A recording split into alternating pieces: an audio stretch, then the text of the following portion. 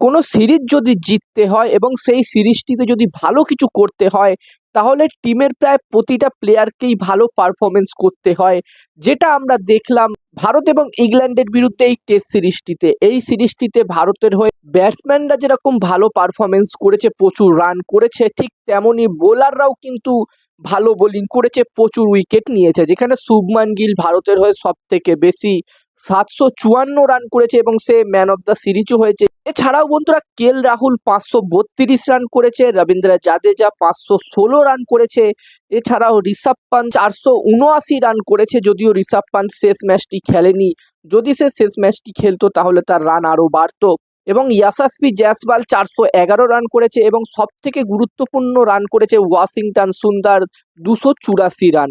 Lower অর্ডারে কিন্তু দারুণ সে কন্ট্রিবিউট করেছে। এবং বোলিং এর কথা বললে মোহাম্মদ সিরাজ এই সিরিজটিতে সবথেকে বেশি ২৩টা উইকেট নিয়েছে। জাসপ্রীত বুমরা ১৪টা উইকেট নিয়েছে, যদিও জাসপ্রীত বুমরা দুটো ম্যাচ খেলেনি।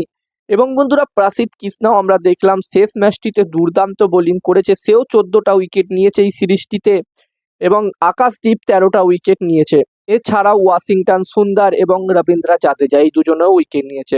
তো ওভারঅল পুরো টিম গেম আমরা দেখলাম এবং তার ফলাফলও আমরা দেখলাম। ইংল্যান্ডের মাটিতে ইয়াং ভারতীয় টিমের একটি দারুণ পারফরমেন্স আমরা দেখলাম এই সিরিজটিতে।